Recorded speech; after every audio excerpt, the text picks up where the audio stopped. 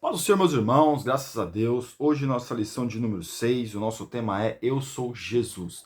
Nós vamos ver, meus irmãos, nessa lição, como a manifestação de Jesus aconteceu e de que forma nós podemos, irmãos, cada vez mais crer no Senhor Jesus. Porque hoje tem muitos que têm dúvida em crer no Senhor Jesus e, infelizmente, ainda mais a religião que mais cresce no mundo é a religião muçulmana, que não crê em Jesus como Cristo, como um Deus, mas sim como um dos profetas. Mas aqui no nosso texto do dia, que está em João capítulo 8, versículo 58, diz assim: Disse-lhe Jesus, em verdade vos digo, que antes que Abraão existisse, eu sou. Então, Jesus não existiu a partir de Maria. Não foi uma promessa que foi feita no Antigo Testamento e Jesus existiu a partir de Maria, a partir do Novo Testamento, não. Antes de Abraão, antes da fundação do mundo, Jesus já era Deus. Ele não veio a ser Deus depois que ele morreu na cruz do Calvário, não. Antes de Abraão, porque aqui coloca Abraão, porque Abraão para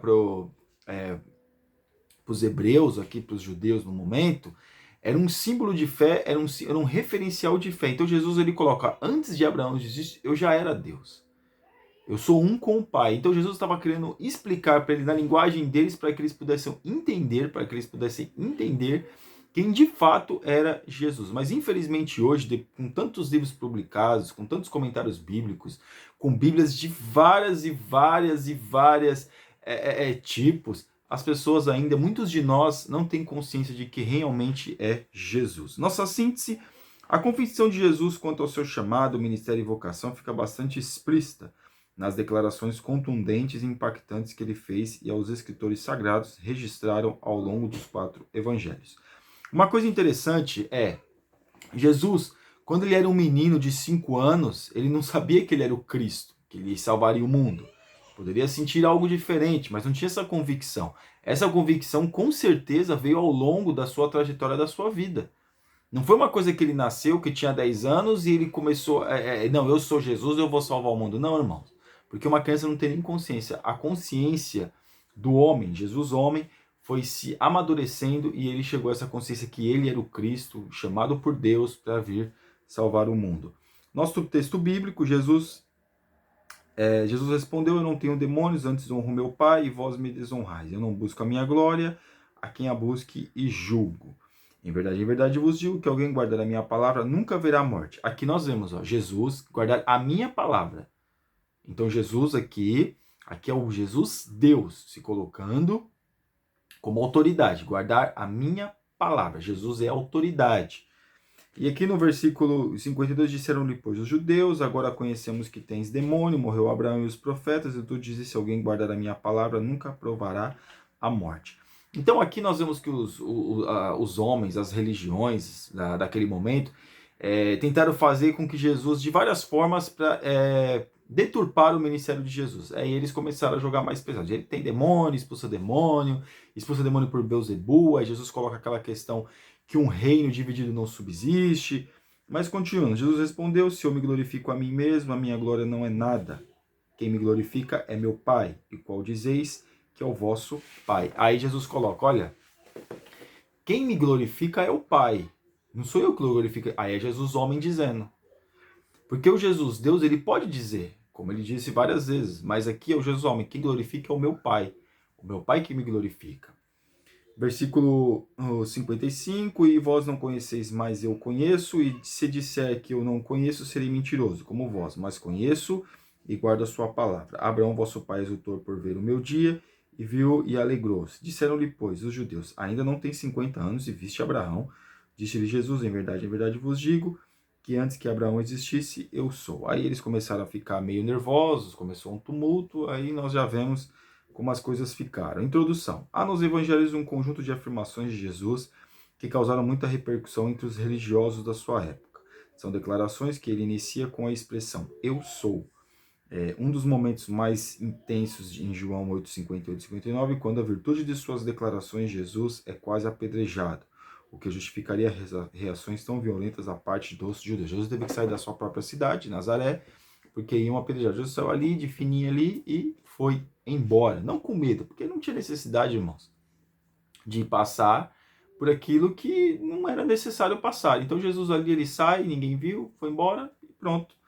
E aqui No versículo, no tópico 1, eu sou a luz do mundo, o Senhor é a luz das nações. No Antigo Testamento, o conjunto de referências e associações do Senhor à luz. Jesus sempre se coloca como a luz. Nós vemos aqui em Gênesis 1:3, acerca que haja luz.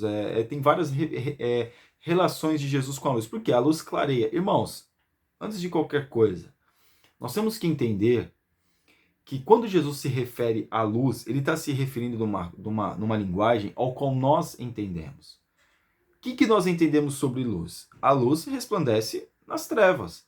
A luz resplandece em meio à escuridão. Se uma casa está escura, você liga a luz, todo o ambiente clareia. Então é esse linguajar que Jesus estava expressando para eles. Apesar que naquela época não existia interruptor como nós temos hoje. Você vai lá e... Não. Ali quando fala da candeia, quando fala algo que tem um combustível para poder iluminar todo um ambiente, era isso que Jesus estava demonstrando. E Jesus, ele é a luz do mundo. Ele veio para resplandecer ou para iluminar as trevas, para mostrar o que realmente é pecado, o que realmente não é pecado, o que está errado, o que está certo. Porque no escuro ninguém vê nada, ninguém sabe o que está errado, ninguém sabe o que está certo. Mas quando se ilumina, aí nós vemos tudo. É que nem uma casa. Vamos colocar um exemplo de uma casa. Você vê a casa toda bagunçada, você não vê nada. Você vê a casa está toda bagunçada, cheio de lixo, cheio de coisas, e está tudo apagado.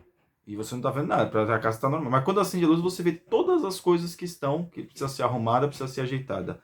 Essa é o linguajar que Jesus colocou para os homens. A afirmação de Jesus em sua relação com a festa dos tabernáculos, em meio a um contexto celebrativo da festa dos tabernáculos ou das tendas, Jesus apresenta-se como luz do mundo. Então Jesus ele sempre se apresenta como o quê? Como uma solução.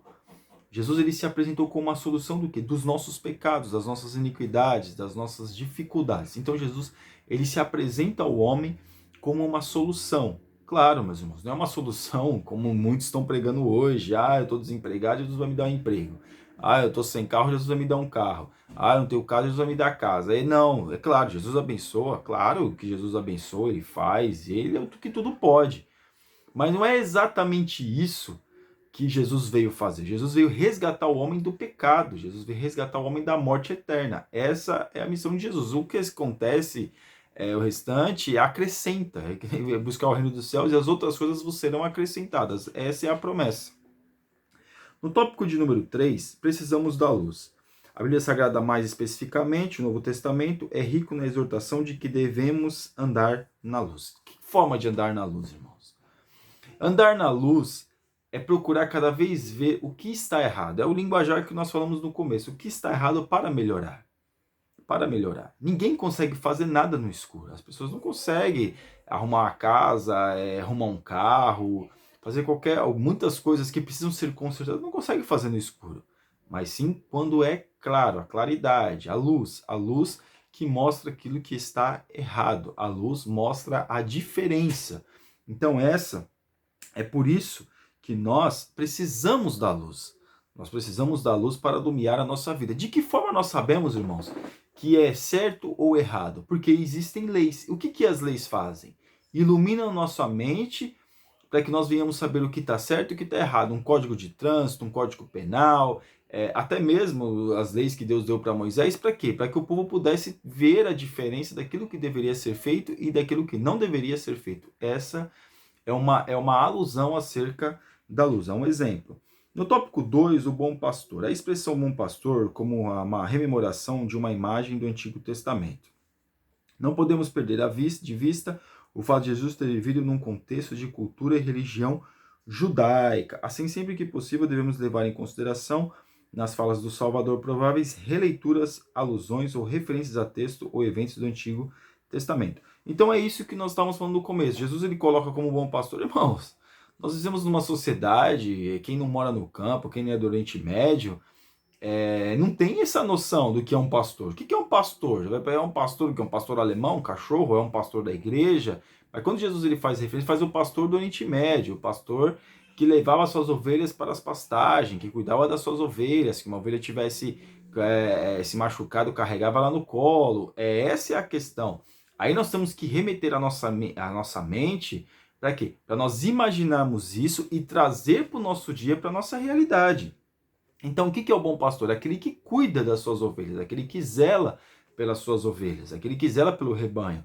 Leva o rebanho para pastar, traz o rebanho se machuca, alguma ovelha se machuca, vai lá, trata dela. Existem lobos, existem perigos, e o pastor ele está sempre cuidando e zelando para que nada aconteça com o rebanho. Então essa é a alusão que nós temos que ter. Então nós temos o Jesus, nós temos o Senhor Jesus, como aquele que cuida de nós aonde nós estivermos, aquele que zela pela nossa vida. Nós fazemos parte do rebanho. Se nós nos machucamos, se nós nos ferimos, ele está sempre disposto a curar as nossas feridas. Se nós somos rebeldes e caímos num buraco, ele usa o cajado, porque o cajado não foi feito para bater na ovelha. O cajado foi feito para poder tirar a ovelha de um buraco, mas isso gera custo, porque quando vai tirar, a ovelha sente, porque pega na jugular da ovelha, e tem que trazer ela, ou pega na barriga da ovelha, e a ovelha sente. Então sente, a ovelha vai gritar, vai achar ruim, mas é o que tem que ser feito. Tá no buraco, às vezes a ovelha não sabe o que é um buraco, ela tá lá e ela tá em perigo. Então o pastor, ele usa o cajado para isso.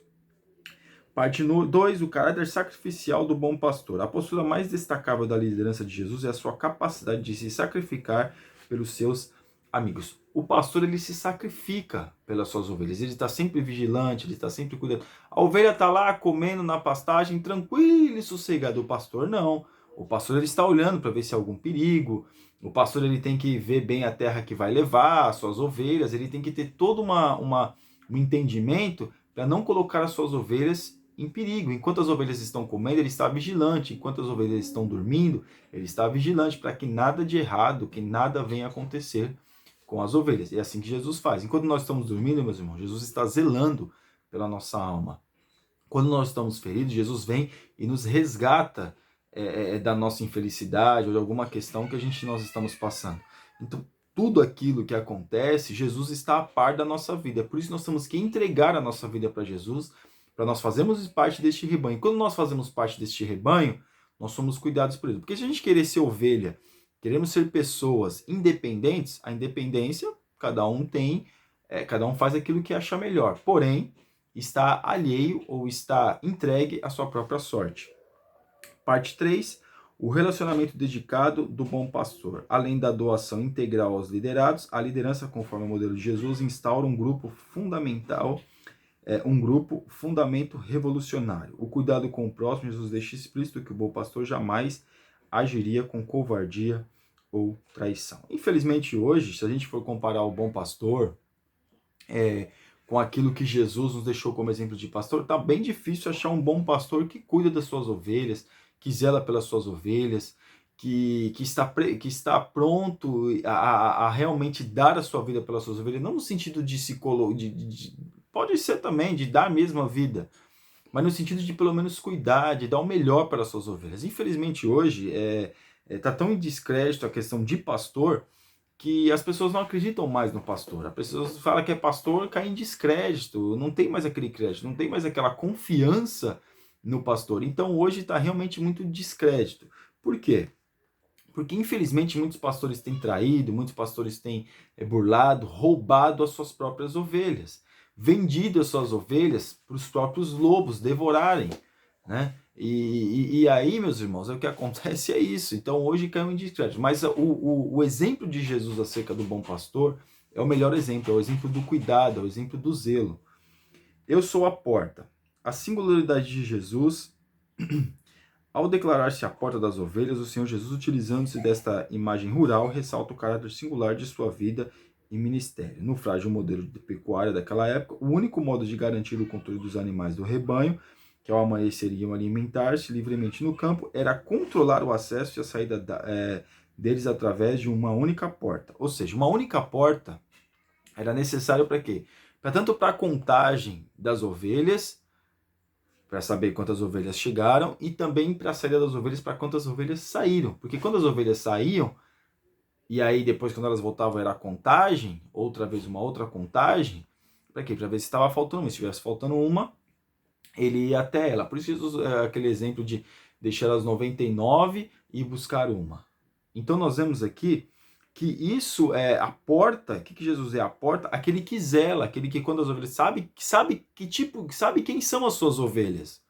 Então ele faz a contagem das suas ovelhas na entrada, faz a contagem das suas ovelhas na saída, para que ele tenha um controle das ovelhas. Nenhuma ovelha está perdida. Se a ovelha é dele, se a ovelha, se no caso nós que temos livre-arbítrio, deixamos Jesus ser o nosso bom pastor, ele tem que ter o total controle da nossa vida para saber a nossa saída e a nossa chegada. A superioridade de Jesus. Em João 10:8, o mestre rotula como ladrões e salteadores, numa acepção moderna, mercenários, piratas, saqueadores. Em resumo, um homem que vai à guerra por dinheiro e não por honra ou justiça. Todos os que vieram antes dele. Mas contra quem são essas palavras? É evidente que o Salvador não está falando sobre os patriarcas, profetas e santos do Antigo Testamento que o antecederam. Esta é uma das declarações mais contundentes de Jesus sobre os pseudo-líderes de sua época. Irmão, se existia pseudo-líderes na época de Jesus, imagina hoje. Lobos que se vestem de ovelhas e pastores que são verdadeiros lobos. É como nós já dissemos, caiu em descrédito. Porque, infelizmente, Jesus ele veio contra essas falsas religiões, contra esses falsos movimentos que já existiam naquela época, que só prejudicavam o povo, só tirava do povo e não acrescentava nada. E ficava com mentiras e falácias. E hoje não é diferente. Hoje tem muita mentira e falácia no meio da igreja. A igreja... Nossa, a igreja está crescendo, a igreja do Brasil tem templos enormes. Mas o que se prega? Poucos lugares se prega uma palavra genuína. Outras se gasta muito mais tempo falando de oferta, se elabora muito mais uma mensagem para falar de oferta e dízimo, do que se elabora uma mensagem para pregar, para trazer uma alusão ao povo acerca da sua vida. Então hoje nós vemos que infelizmente está acontecendo isso. E Jesus, ele é o nosso exemplo de bom pastor, no sentido de o cuidado das suas ovelhas. Se for necessário, a Lé tem uma tradição que diz que quando a ovelha era meio rebelde, para essa ovelha não se perder, o pastor ele quebrava a perna dessa ovelha para ela não se perder. Então, às vezes, pode acontecer de Jesus, às vezes, vem fazer algo na nossa vida, permitir algo na nossa vida, para nós não venhamos nos perder. Então, nós temos que tomar cuidado com isso. O poder de Jesus. Apenas em Jesus encontramos redenção para nossas almas. As palavras que aqui em João ressoam aquilo que ele afirmou em Mateus. A salvação que Deus tem para nós não é um processo dolorido, mas sim algum tipo de sofrimento nosso fosse o caminho para a libertação dos nossos pecados. É aquilo que eu estava falando no começo. Tudo isso é para quê? Para nós sermos libertos dos nossos pecados, para que a gente venha estar mais com Deus. Irmãos, quem mais peca é aquele que está mais perto de Deus. Por quê? Porque aquele que está mais perto de Deus, buscando mais a Deus, é aquele que tem mais necessidade de melhorar a sua condição de vida para agradar a Deus. Aquele que está no mundo perdido, ele acha que ele não tem pecado, não está fazendo nada de errado. Eu não mato, não roubo, não faço nada. Porque como se fosse matar, roubar, seria pecado. Só isso fosse pecado. Não, meus irmãos. Aquele que está mais perto de Deus é aquele que se sente mais pecador, que vê que precisa mais melhorar a sua vida. Amém? E a nossa conclusão, conhecer o Senhor Jesus é fundamental para todo aquele que desejar ser um verdadeiro discípulo do Salvador. Jamais poderemos ser amigos do Mestre se mantivermos com ele apenas um relacionamento burocrático religioso. Entender cada um dos discursos e declarações do nosso Redentor deve ser uma ideia de vida para cada um de nós. Por isso, para tanto, dediquemo-nos cada vez mais a um estudo sistemático das Escrituras, lendo a palavra de Jesus de Nazaré como uma das Escrituras vivas. Ler, aprender, buscar conhecer quem realmente é o Senhor Jesus. Amém, meus irmãos? Você ainda que não é inscrito no nosso canal, está convidadíssimo a assinar e que Deus te abençoe. Em nome de Jesus.